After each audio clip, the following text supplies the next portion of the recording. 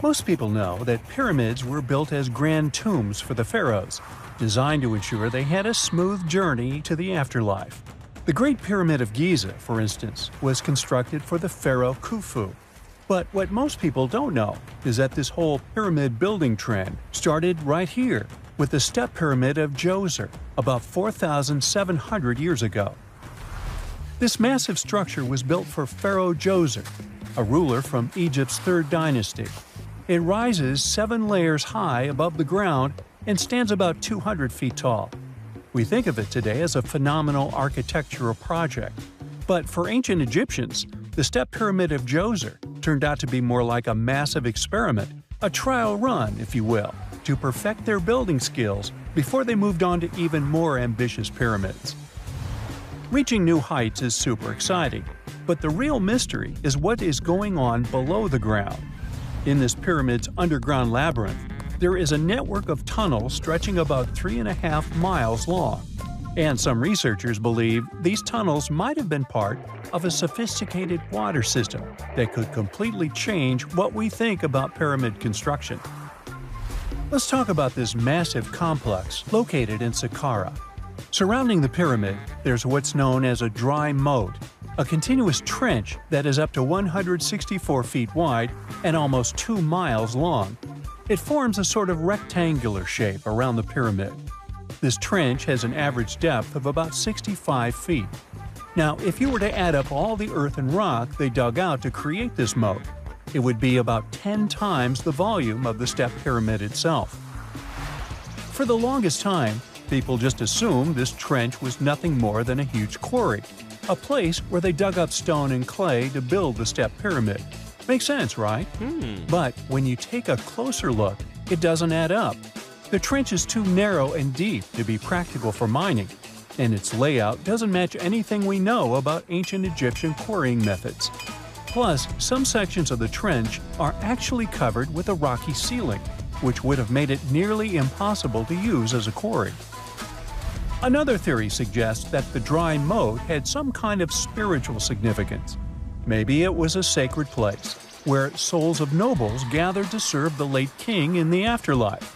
There are even niches in the walls that work as a hint at this spiritual function.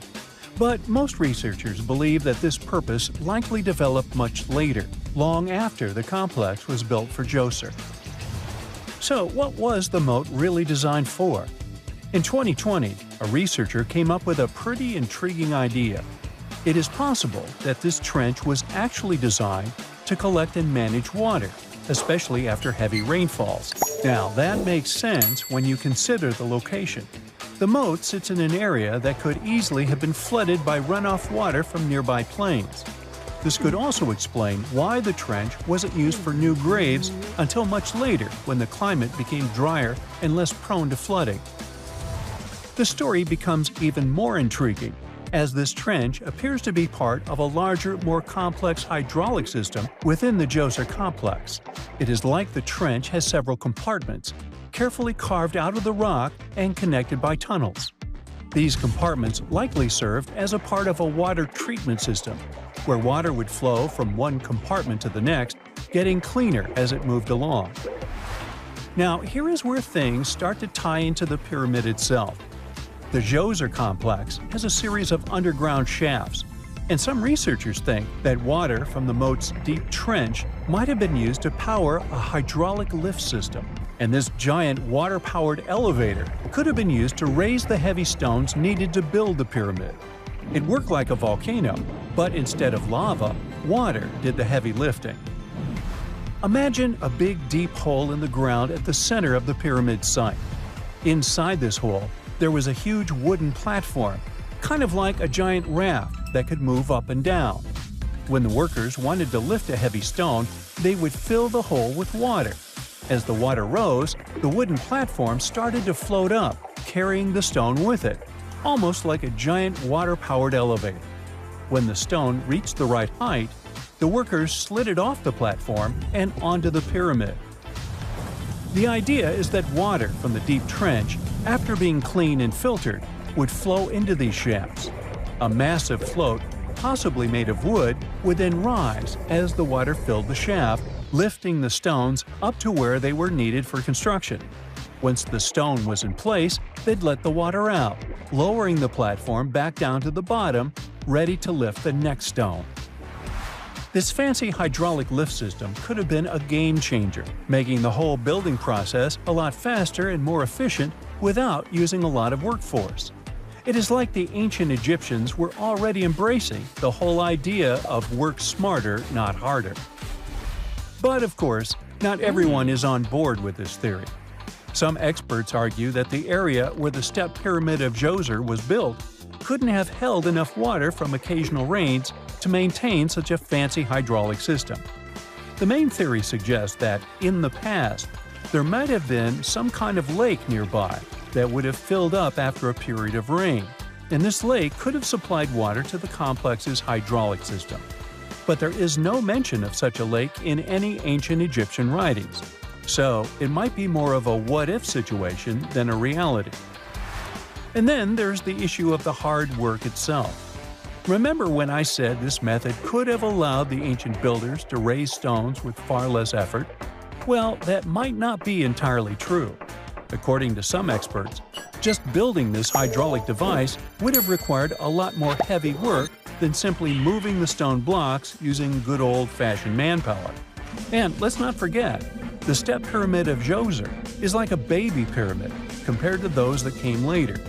The stones used for Djoser's pyramid weighed, on average, about 660 pounds each, which is nothing compared to the more than 2.5-ton blocks used later for the pyramid of Chephren.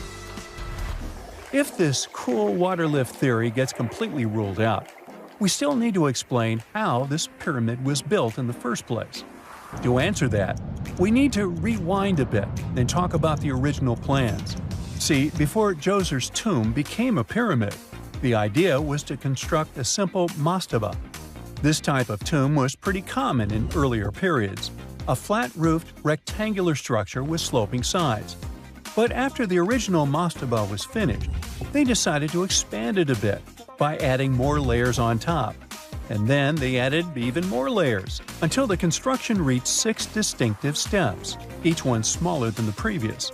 And they probably did all this by raising those heavy stones using ramps, not a water-powered elevator. There is still so much we don't know about the step pyramid of Djoser.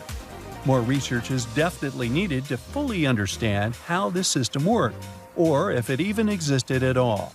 But the idea of using water to help build the pyramid adds a whole new layer to our understanding of ancient Egyptian engineering. It's a powerful reminder of just how clever and resourceful those builders were, using the natural landscape and the power of water to create one of the most iconic monuments in history.